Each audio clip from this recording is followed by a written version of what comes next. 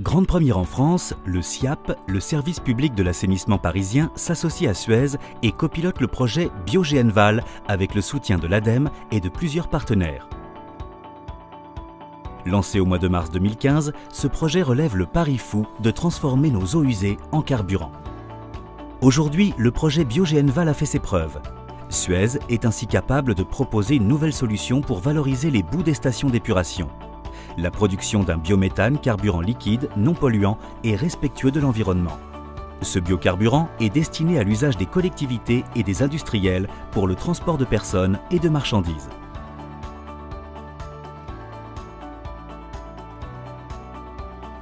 Nous sommes sur la station du SIAP à Valenton où Suez traite une grande partie des effluents produits par les habitants de la région parisienne. Ces eaux usées contiennent des impuretés. Les impuretés, on va les récupérer sous forme de boue. Les boues vont être envoyées dans un méthaniseur pour produire du biogaz et ce biogaz va devenir du carburant vert. Le biogaz est ensuite récupéré par une unité d'épuration cryogénique du biogaz et de liquéfaction du biométhane, CryoPur. Les gaz sont séparés par cryocondensation pour obtenir à la fois du CO2 liquide pur et du biométhane purifié à 99% sous forme liquide. CryoPur est un procédé original, une innovation protégée par brevet qui permet à la fois la séparation par le froid en enlevant le CO2, puis la liquéfaction du méthane. Le biométhane liquide, facilement stockable et transportable, peut être utilisé comme combustible ou carburant. Il est alors destiné au transport longue distance et notamment aux poids lourds. Avoir du BioGNL, c'est combiner deux atouts très intéressants. Un carburant bio, c'est-à-dire renouvelable, produit à partir de déchets, totalement décarboné. Et le GNL, c'est l'assurance d'avoir une grande autonomie, 850 km pour ce camion, mais les prochaines générations atteindront même 1500 km. Aujourd'hui, avec notre gamme de produits, nous avons vraiment une solution de transition énergétique dans les transports, avec une gamme de véhicules qui fonctionnent au gaz comprimé ou liquéfié, qui a vraiment le potentiel de remplacer à terme l'énergie diesel. Le BioGNL est un carburant qui répond complètement aux enjeux environnementaux d'aujourd'hui et de demain, et notamment aux enjeux qui font l'objet de la nouvelle loi de transition énergétique. Le BioGNL est un carburant 100% renouvelable, ça veut dire que son bilan carbone est neutre et qu'il participe à l'objectif de réduction de 40% d'émissions de gaz à effet de serre d'ici 2030. L'épuration du biogaz permet également de produire du bio-CO2 liquide. Il est alors utilisé pour de multiples usages industriels, en particulier pour faire du froid. Dans le réseau de distribution urbaine, le bio-CO2 s'adapte au transport de produits frais. Le projet pilote BioGNval allie ainsi expertise et engagement. En proposant un carburant vert, le BioGNL, Suez accompagne les clients municipaux comme le SIAP, mais aussi ses clients industriels vers la transition énergétique. Plus d'autonomie, moins d'émissions de CO2, le BioGNL promet d'être une référence dans le secteur de l'énergie.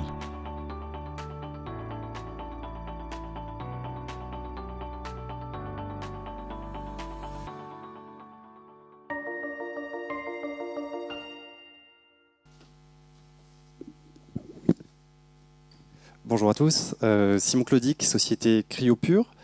Je me suis servi de ce film réalisé par notre partenaire Suez pour le projet BioGNval pour planter un petit peu le décor. Et maintenant, je vais rentrer un peu plus dans le détail de notre activité et nos ambitions pour ce qui concerne le développement du BioGNL. Ce qui était intéressant, je trouve, dans la présentation de VLB, c'est qu'on voit bien qu'ils ont commencé par l'éco-conduite, l'optimisation des parcours, les pneumatiques, des camions de nouvelle génération. Maintenant, ils font le pari du GNL carburant. Donc, la frontière suivante, en fait, c'est effectivement d'utiliser un GNL qui ne serait pas importé du Qatar, d'Australie ou des USA, mais qui serait produit directement sur nos territoires.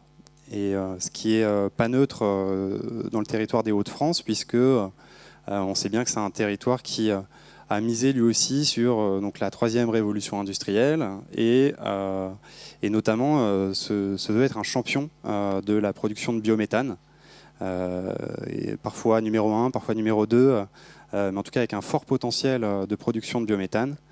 Et donc je vais vous en parler un petit peu. Puisqu'on est une jeune société et pas forcément très connue, je vais vous parler de nos réalisations et de nos projets. Et je ferai un petit focus sur la technologie que nous employons pour avoir une production efficiente de bio-GNL. Cryopure, aujourd'hui, se positionne comme un équipementier. Nous fournissons des unités d'épuration liquéfaction de biogaz destinées donc à la production de biométhane liquide, bio-GNL, mais également de CO2 liquide. Nous exploitons en fait un savoir-faire qui est issu de travaux de recherche qui sont assez anciens, dont je vais vous parler juste après. Et donc nous avons 7 brevets étendus internationalement pour protéger notre technologie. Nous sommes à l'heure actuelle une petite trentaine de salariés basés à Palaiseau en Île-de-France, avec des personnels essentiellement techniques, des ingénieurs, des docteurs, des doctorants, des techniciens. Donc pour financer notre développement, nous avons eu recours à un fonds d'investissement qui s'appelle Xeris, qui est un fonds d'investissement français et qui a investi à ce jour 9 millions d'euros en capitaux propres dans la société Cryopure, de manière à ce que l'on puisse justement décoller au niveau commercial et industriel sur notre solution. Donc le fondateur de la société Cryopure, donc Denis Clodic, a travaillé sur la séparation du CO2 avec un procédé qui utilise en fait le refroidissement des gaz et qui joue sur les températures et les changements de phase des gaz en abaissant la température. Au départ, l'idée était de travailler sur la filière qu'on a appelée CCS, Carbon Capture and Storage. L'enjeu étant que si on brûle l'ensemble du charbon qui est chez les principaux pays qui en sont détenteurs, l'Australie, l'Inde, les États-Unis notamment, on va exploser en fait les quantités de CO2 en ppm dans l'atmosphère. On va aboutir à un réchauffement climatique alarmant donc toute la première décennie des années 2000, on avait ce projet de faire captage, stockage du CO2 et enfouissement dans le sol. Dans les faits, il y a eu un énorme coup d'arrêt à cette filière qui a été signée finalement en 2009 avec les accords de Copenhague qui ont été un fiasco dans les négociations climatiques. Et donc finalement c'est une filière qui aujourd'hui est en stand-by. Il y a un certain nombre de démonstrateurs au niveau mondial, mais il n'y a pas de modèle économique en fait en dessous d'une taxe carbone qui serait à environ 100 € la tonne. Donc c'est un vrai problème environnemental, mais en tout cas au niveau économique, la stratégie en fait des travaux qui ont précédé Cryopure, ça a été d'appliquer ce processus de séparation du CO2 non plus sur des fumées industrielles, non plus sur des fumées de centrales charbon, mais sur le biogaz, puisque le biogaz contient en gros 55% de méthane et 44% de CO2. Donc l'idée c'était de séparer le CO2, certes, mais d'obtenir du biométhane purifié, qui justement est une filière qui est en train d'émerger aujourd'hui au niveau français et au niveau européen. Et en fait, le projet BioGenval, dont vous avez vu la vidéo, a pu permettre la fabrication, enfin la conception, la fabrication et l'exploitation d'un démonstrateur industriel sur la période octobre 2015, avril 2017, en partenariat avec Suez. Et c'est ce qui a permis à la société Cryopure d'émerger et de lever des fonds pour justement passer en phase commerciale. En fait, ce sont deux termes un peu barbares, donc le bio-GNL ou le CO2 ou le bio-CO2 liquide. Donc, en général, c'est important d'expliquer quel est finalement l'intérêt principal du bio-GNL. Et on a en fait deux principaux vecteurs d'opportunité sur le bio-GNL. Le vecteur d'opportunité le plus important pour nous et qui sera à long terme le facteur de développement le plus important, c'est la question de la transition énergétique dans le secteur des transports. puisqu'aujourd'hui, la production d'électricité par solaire, par éolienne, se développe énormément, arrive à converger vers des prix de marché. Et la prochaine grande frontière en fait, sur la transition énergétique, elle est bien dans les transports, qu'ils soient d'ailleurs maritimes, routiers ou même aériens. Donc le biogénel, c'est une densité énergétique qui va permettre d'aller jusqu'à 1500 km d'autonomie pour un camion et qui a un potentiel plus large que cela, que ce soit en maritime ou autre. Donc ça, c'est vraiment le point qui justifie la production de ce biométhane liquéfié. Rappelons qu'en fait, il y a assez peu d'alternatives pour le transport routier poids lourd. Que ce soit l'électricité, l'hydrogène, le gaz comprimé, on n'arrive pas à assurer une performance qui permette à des gros porteurs d'assurer une logistique comparable à celle du diesel. Ça, c'est le premier gros vecteur d'opportunité pour le biogénel. Le deuxième point très important, c'est le biogénel comme solution de maillage, qu'on peut appeler de réseau virtuel, entre des zones de production de biogaz qui sont essentiellement agricoles. En tout cas, sur le long terme, le gisement méthanisable de déchets, ce sont essentiellement des déchets agricoles. Donc, et à contrario, les infrastructures gazières, et notamment les réseaux de transport et encore a fortiori les réseaux de distribution de gaz naturel, eux sont davantage dans les zones urbaines. Donc on a un paradoxe entre des zones de production et il faut pouvoir lier le point de production au point d'utilisation. Et le biométhane liquide va assurer cette fonction de stockage et de transport du biométhane pour déployer la filière biométhane de manière assez puissante. Et on verra qu'aujourd'hui, c'est sur ce type de projet en fait, que l'on est positionné en France. Enfin, le CO2 est une partie importante du biogaz, puisque quand je vous disais 55% de méthane, 45% de CO2, ça c'est en pourcentage volumique dans le gaz, mais quand on produit 5 tonnes de biogénel, 5 tonnes de biométhane liquide, en fait on produit 9 tonnes de CO2 liquide. Donc aujourd'hui les techniques d'épuration relarguent ce CO2 à l'atmosphère. Et donc c'est un petit peu dommage parce que justement l'idée c'est de limiter les gaz à effet de serre. C'est l'une des raisons d'être de la filière biométhane. Donc on commence en fait à trouver des usages sur ce CO2 liquide. Je vous en dirai quelques mots, puisque c'est aussi très intéressant de voir que des initiatives apparaissent sur ce segment. Donc Cryopure souhaite du coup en tant qu'équipementier participer à l'émergence de nouvelles infrastructures réparties sur les territoires et complètement en ligne avec l'économie circulaire et la décarbonisation ou la transition énergétique, on va dire, du mix énergétique et du mix des transports. Alors aujourd'hui, donc Cryopure sur la chaîne de valeur du biogaz. Donc en fait, les déchets agricoles sont vraiment de nature très diverse.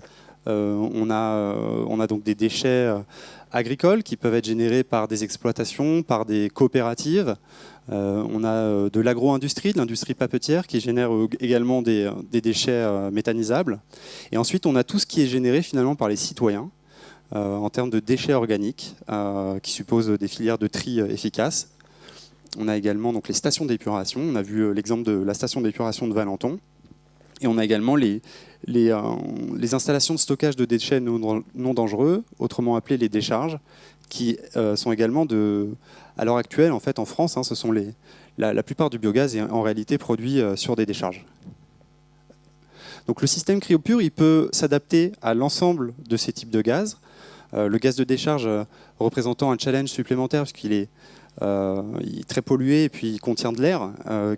Donc on a des incondensables qu'il faut séparer de manière additionnelle à notre système standard. Mais en tout cas, on peut utiliser tous ces biogaz ou tous ces gaz de décharge pour en produire du biométhane liquide et du CO2 liquide, et ainsi aller rejoindre différents types d'usages.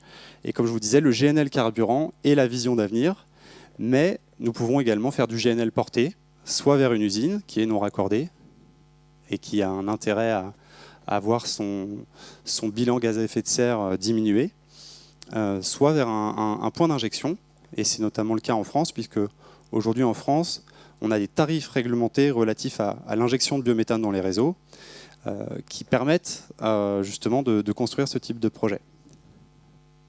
Par ailleurs, donc le CO2 liquide, lui, il va pouvoir approvisionner différents usages, pas tellement l'usage food and beverage, qui est pourtant un des principaux consommateurs de CO2. Le marché du CO2 en France, c'est 500 000 tonnes par an, et il y en a au moins 300 000 qui vont dans l'industrie agroalimentaire. Néanmoins, on a un CO2 technique.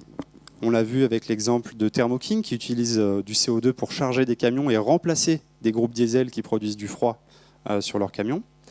On peut également injecter du CO2 dans des serres pour justement que le CO2 ne soit pas un facteur limitant pour la croissance au sein des serres.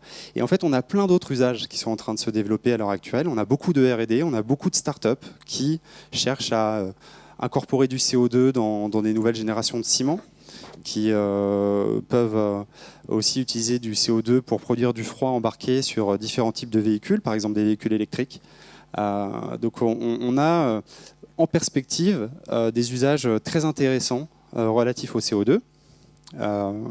Et ces usages, nous, on va pouvoir les adresser tout simplement parce que le CO2, c'est un coproduit de notre système. C'est-à-dire que finalement, on trouvera, par rapport à l'offre et à la demande sur une région en particulier, on pourra être compétitif pour trouver acquéreur sur différents projets. Donc voilà pour le positionnement de Cryopure sur la filière. Un petit mot sur le projet Biogenval. Donc, comme vous l'avez vu dans le film, c'est un projet qui est en fait partenarial, qui regroupe l'ensemble des acteurs d'une filière d'économie circulaire. On a le SIAP, donc le syndicat d'épuration, qui donc à Valenton, c'est la deuxième plus grosse station d'épuration de France. Elle traite les eaux résiduaires urbaines de 3,5 millions d'équivalents habitants. C'est un gros site, un site Céveso qui génère 2000 m3 de biogaz. On a Suez qui justement est opérateur de cette station d'épuration et qui a proposé au SIAP de mettre en place une filière innovante à un moment en fait où il était réglementairement pas possible d'injecter du biométhane issu de boues d'épuration. Il y avait une crainte à l'époque de contaminer les réseaux de gaz naturel qui finalement s'est dissipée, puisqu'aujourd'hui, depuis 2014, on peut injecter du biométhane issu de stations d'épuration. À l'époque, ce n'était pas le cas. Et c'est cette opportunité-là, finalement une opportunité réglementaire qui a conduit le SIAP et Suez à mener ce projet. Sur ce projet, donc, nous avons construit notre première unité, qui est un démonstrateur industriel. Le but était de partir de toutes nos connaissances de base, tous nos pilotes, etc., tout qu'on avait réalisé sur la séparation du CO2, pour l'appliquer au biogaz et arriver en fin de projet à l'ensemble des éléments qui nous permettent maintenant de nous positionner d'un point de vue commercial sur des unités industrielles. Et donc, également très important, on a pu tester les usages tant en termes de carburant, d'ailleurs sur des camions Iveco, qui de toute façon à l'époque était le seul à avoir des camions GNL, que sur la partie CO2 liquide, comme on l'a déjà dit. Donc c'est un projet qui a mis du temps à maturer, les premières discussions, en tout cas avec Cryopure ou l'embryon de Cryopure, c'était 2012. Et depuis, il y a des bonnes nouvelles en fait, qui sont arrivées pour l'ensemble des partenaires. Par exemple, Suez est extrêmement actif sur la partie biométhane. Ils ont maintenant plus d'une dizaine de références en injection de biométhane dans les réseaux de gaz naturel. Le SIAP lui-même a des projets d'injection, que ce soit sur le site de Valenton ou d'Acher. Iveco, on l'a vu, a vu ses ventes de camions décoller. Ce n'était pas du tout le cas. En 2012, le marché n'existait pas. Je crois que la première immatriculation de camions GNL en France, c'est 2014. Donc, Et bon, GNVR, rejoint par maintenant beaucoup d'autres acteurs, on voit que le réseau de stations GNV est en train de réellement se développer en France et, plus important encore, en Europe. Et donc Cryopure, finalement, était au croisement de ces deux marchés émergents, le marché du biométhane d'un côté, le marché du GNL porté et GNL carburant de l'autre, et propose une solution qui, justement, va arriver à temps, même un peu en avance, mais c'est ce qu'il faut, pour proposer de nouvelles solutions.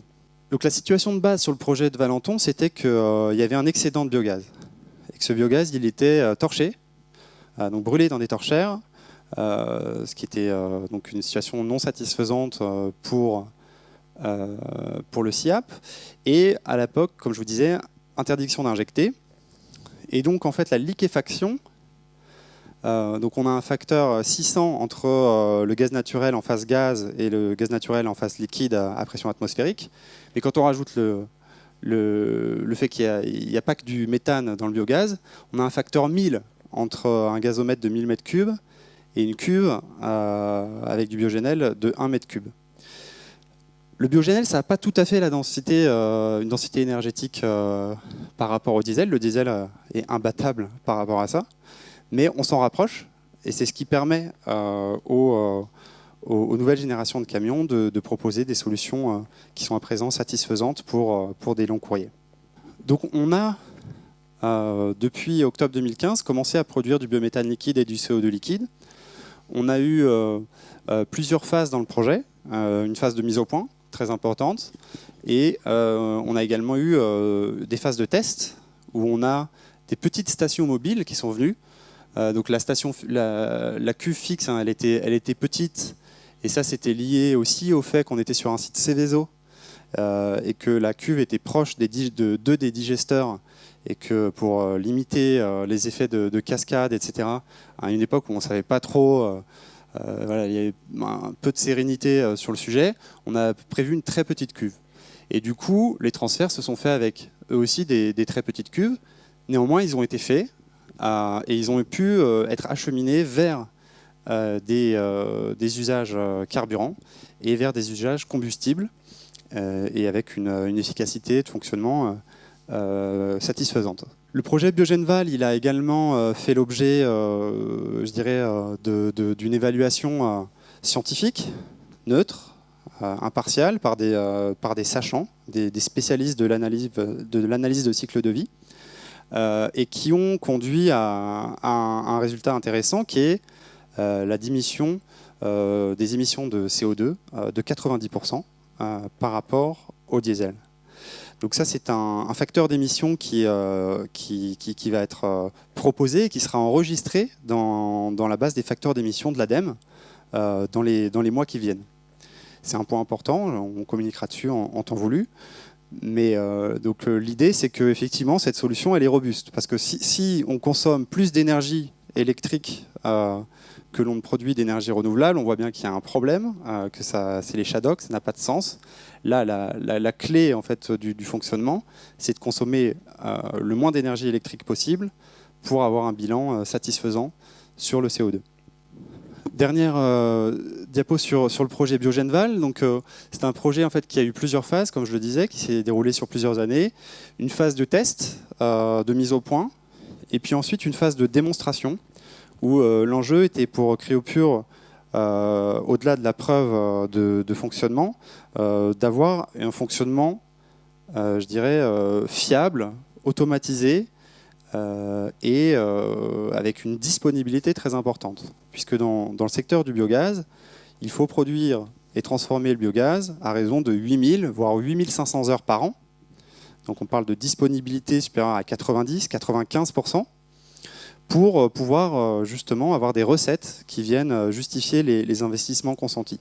Donc la fiabilité du processus a été un enjeu extrêmement fort, sur lequel nous avons beaucoup travaillé, d'ailleurs avec Suez qui nous a évalué en continu sur ce point-là. Et l'automatisation a été également un point très important, puisque nos systèmes d'épuration liquéfaction, ils vont faire l'objet de maintenance, mais il ne s'agit pas de demander à nos clients, qui peuvent être des agriculteurs, qui peuvent être des sociétés qui ne s'y connaissent pas en cryogénie. Il s'agit qu'ils aient un fonctionnement sans opérateur, même si nous, on va conserver toujours un système de monitoring à distance, voire de prise en main des installations à distance, dans le cadre de contrats de maintenance.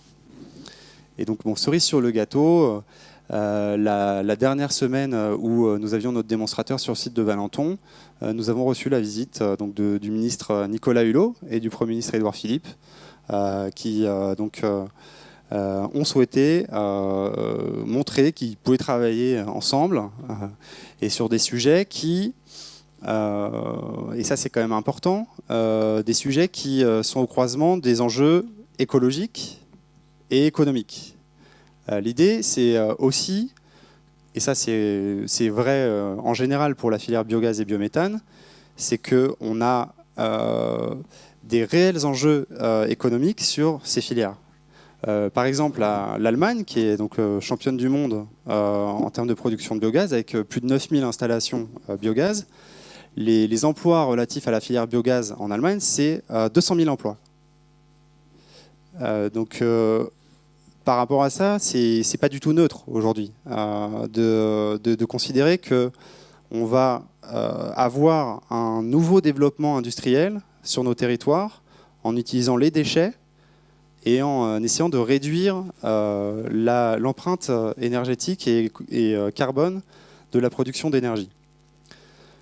Dit comme ça a l'air parfait. Donc, je pense qu'il y aura des questions relatives au coût. Le coût de revient de cette énergie, c'est effectivement un challenge important, on pourra en parler après. Mais en tout cas, pour ce qui est du bilan environnemental et économique, il est extrêmement prometteur. Sur la base du projet de Valenton, donc nous avons commencé à rentrer en phase commerciale. Et pour une technologie innovante comme la nôtre, le terrain de jeu ne peut pas en fait être limité à la France. Parce qu'il y a des contextes économiques, réglementaires, tout un tas de facteurs en fait, qui permettent le développement plus ou moins rapide de projets. Et donc nous avons eu la chance de rencontrer des clients qui sont producteurs de biogaz, qui sont des agriculteurs à la base, et qui s'appellent Greenville Energy. Greenville Energy, c'est le nom d'une société basée en Irlande du Nord et qui produit du biogaz depuis 2012 à partir de fumier bovin, mais également de déchets organiques des environs.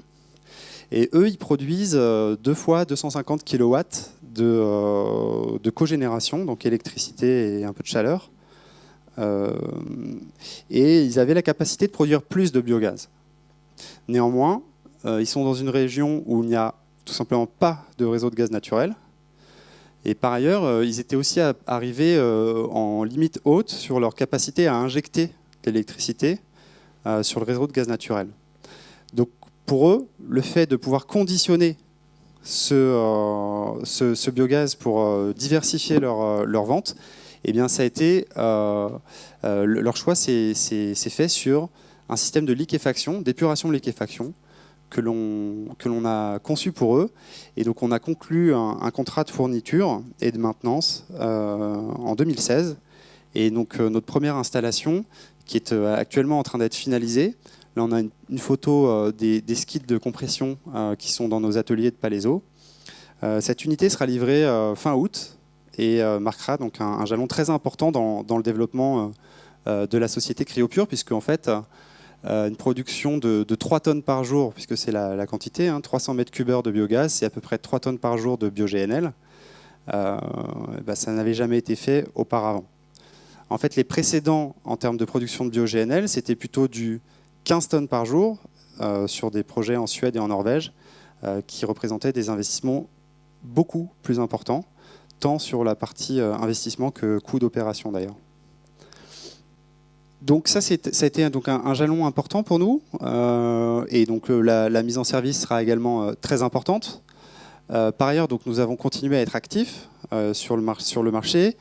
Nous sommes structurés d'ailleurs, nous avons donc à la fois des agents qui travaillent pour nous sur différents marchés cibles.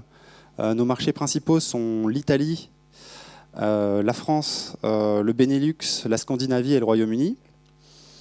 Et donc nous avons à la fois des agents et des business développeurs qui, eux, sont des salariés de Cryopure et qui justement contribuent à placer nos solutions sur des projets qui, par définition, sur leur territoire, sont des projets pionniers. Donc ça, c'est un exemple d'un... nous avons remporté 3 appels d'offres depuis le projet Greenville Energy, 2 appels d'offres en France, un appel d'offres en Italie. Et alors, le contexte en France est un peu particulier puisque il s'agit de faire du BioGNL porté pour aller l'injecter dans un réseau. Pourquoi? Parce qu'on veut toucher le tarif du biométhane. Et aujourd'hui, le biométhane ne bénéficie d'un tarif que lorsqu'il est injecté dans les réseaux. Mais comme je vous disais, il y a énormément de sites agricoles qui ont un potentiel de production de biométhane, mais qui pour autant sont trop éloignés des réseaux, ou parfois ils sont proches de réseaux, mais ces réseaux n'ont pas la capacité suffisante pour que le biométhane soit injecté toute l'année. Donc ça, c'est aussi un enjeu très fort, puisqu'en fait, on a 2/3 de la consommation de gaz naturel qui se fait pendant la période de chauffe. Donc on a ce qu'on appelle des étiages en été, où eh bien, en fait, injecter du biométhane dans le réseau ne peut pas se faire, puisqu'il n'y a pas de consommation derrière.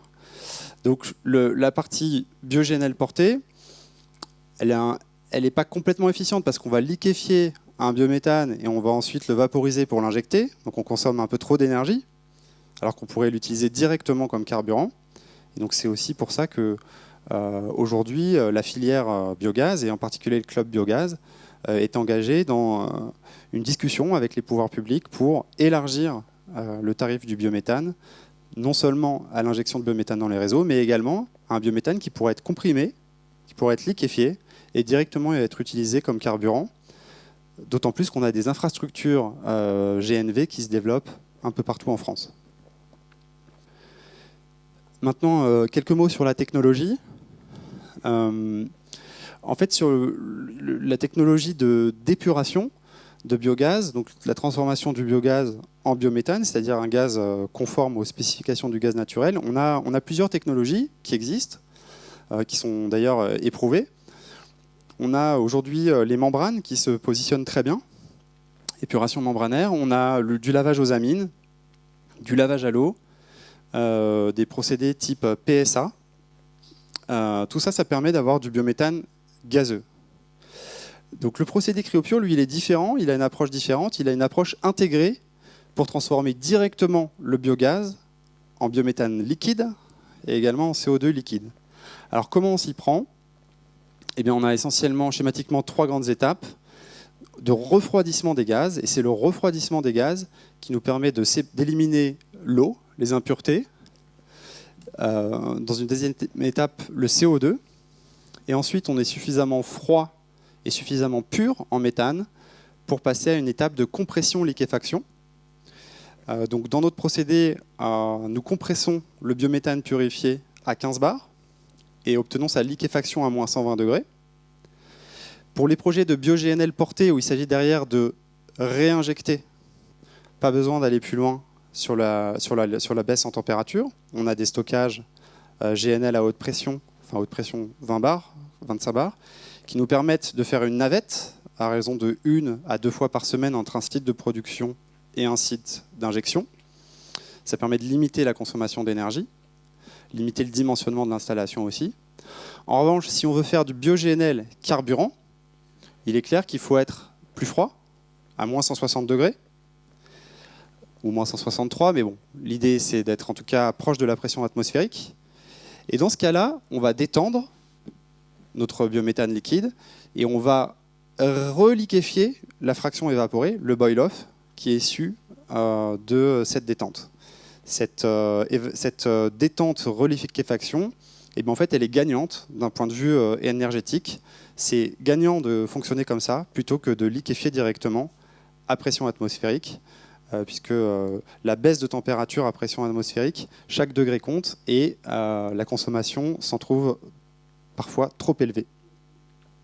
Sur une vue donc plus détaillée du procédé, on pourra rentrer dans les détails si les gens sont vraiment férus de technique, mais l'idée c'est que sur nos systèmes de séparation, on a à chaque fois 2 enceintes qui sont en parallèle, et pendant qu'une est en mode givrage, là en l'occurrence de l'eau et des impuretés, ici et ici, l'autre est en mode dégivrage et donc va relarguer l'eau et les impuretés sous forme de condensat.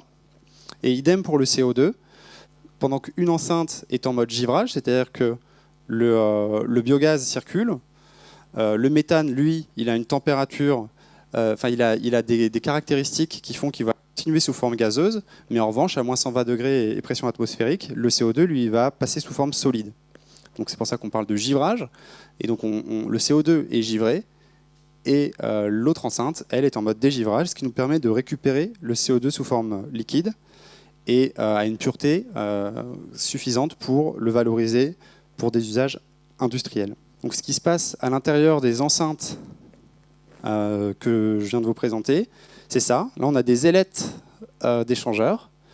Ce sont des échangeurs spécifiques qui sont conçus sur nos plans. Et donc le CO2 va passer directement de la phase gaz à la phase solide. C'est ce qu'on appelle l'anti-sublimation ou la désublimation, ou tout simplement le givrage. Alors, ce qui est important, c'est que ce procédé, il correspond aux tailles de projets de BioGNL. Parce que quand on parle de taille, tout est relatif. Small scale LNG, pour certains opérateurs, c'est 200 tonnes par jour. Par exemple, Linde, il ne liquéfie pas à moins de 200 tonnes par jour. Quand on va plus petit, par exemple Cryostar, Wärtsilä, Air Liquide, souvent c'est 20 tonnes par jour. Parfois 10 tonnes par jour. Mais la réalité des choses, c'est que les projets de biogaz, en tout cas en France, ils sont entre 2 et 5 tonnes par jour de GNL. Et donc pour pouvoir fournir une solution de bio-GNL qui soit acceptable du point de vue des coûts, du point de vue des investissements, du point de vue des coûts d'opération, il est très compliqué de miniaturiser les technologies oil and gas ou gaz industriel existantes. Et nous, ce qu'on a fait, c'est qu'on a conçu un système dédié à ce type de débit. Et donc aujourd'hui, l'essentiel de nos projets sont sur des tailles entre 250 et 800 mètres cubes de biogaz. Oui. Alors donc, c'est très compliqué parce que en fait, la matière sèche dans les intrants est extrêmement différente d'un projet à l'autre, etc. Mais en gros, 250 mètres cubes de biogaz, c'est 20 à 30 000 tonnes de déchets organiques par an. Donc c'est une taille qui, en tout cas au niveau de comment est structurée l'agriculture française, c'est quelques dizaines d'installations. Après, est-ce que c'est des petites, est-ce que c'est des grandes, c'est compliqué. Mais en gros, 30 000 tonnes de fumier, de lisier, etc. Par exemple, voilà, 10 grosses fermes, parce que ça, dans certaines régions, ça peut être 40 fermes. Bon, après, c'est un secteur qui évolue fortement aussi, hein, le biométhane. Là, je vais vraiment focaliser ma présentation sur le biogaz, mais notre procédé peut s'appliquer à d'autres types d'intrants. Aujourd'hui, on a des nouveaux procédés qui sont sur le marché, hein, et qui fonctionnent à partir de résidus pailleux. Et alors ça, c'est très prometteur, puisque avec 7000 tonnes de paille, mélangée ensuite avec de l'eau, on peut produire aux alentours de 500 mètres cubes de biogaz. Ça, c'est un procédé qui s'appelle Economizer, qui est un procédé autrichien et qui a déjà fait 5 ventes en 2 ans. Et donc, on a vraiment des potentiels de développement qui sont extrêmement importants. Au-delà du biométhane issu de déchets organiques, on a aussi la gasification, qui est extrêmement prometteuse et qui a un gisement d'énergie phénoménal. Pour le coup, les procédés de gasification, il y a une problématique de maturité aujourd'hui encore. Mais à terme, on peut produire un gaz de synthèse riche en méthane à partir de résidus lignocellulosiques et de bois, qui permettra lui également de produire de l'énergie renouvelable à partir d'autres types de déchets. Pour donner un exemple, sur 500 m3 biogaz, c'est un équivalent de 1 MW en électricité, en cogénération, en puissance installée. C'est une taille sur laquelle il existe des milliers d'installations en Europe. Il y a 28 000 installations biogaz en Europe. Donc, comme je disais, 9 000 en Allemagne, 3 500 en Italie. Des 1 MW, il y en a énormément. En particulier en Italie, l'optimisation du tarif de cogénération était en dessous d'1 MW. Donc on voit énormément d'installations à 999 kW et qui correspondent à 500 m3.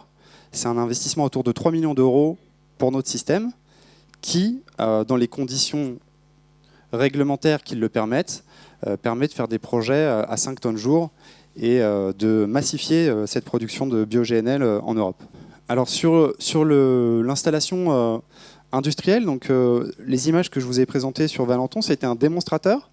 Donc il était, vous l'avez peut-être vu, très compact, trop compact. En réalité, il n'était pas conforme à la directive machine, puisque c'était un démonstrateur. Donc là, c'est le layout d'une unité, typiquement celle de Greenville Energy, donc de 3 tonnes jour, mais en réalité, celle de 5 tonnes jour est très proche. Donc on retrouve de la désulfuration en amont. Donc on a plus ou moins d'H2S dans le biogaz selon les intrants. Donc il est important de l'éliminer avant de passer aux étapes suivantes. Ensuite, donc, on a notre pré-traitement, déshumidification, dépollution, avec 2 étapes, avec 2 paires d'échangeurs. La séparation du CO2, récupération sous forme liquide. Et ensuite, un étage de compression et liquéfaction/polishing du méthane, puisque là, il est extrêmement important de conserver une pureté très importante du biométhane selon les pressions.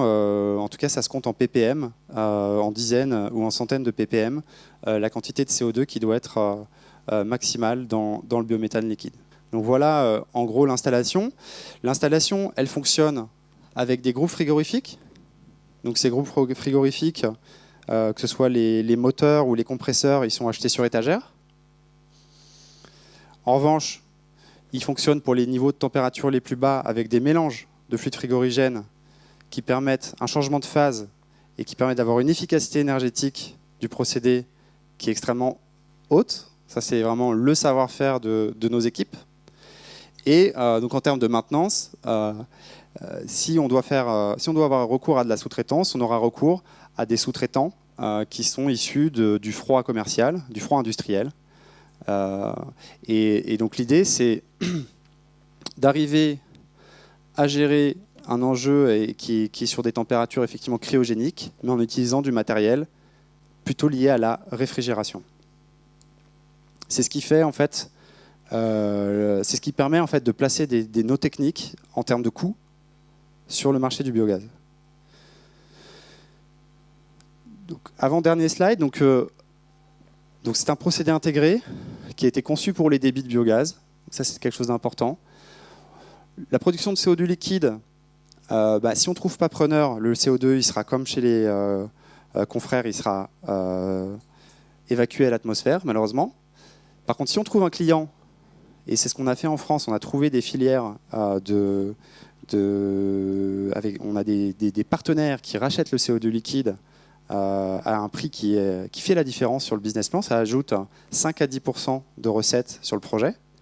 C'est ce qui peut permettre, en fait, ou non, la faisabilité d'un projet, parfois. C'est un procédé qui ne perd pas de biométhane, donc ça, c'est très important.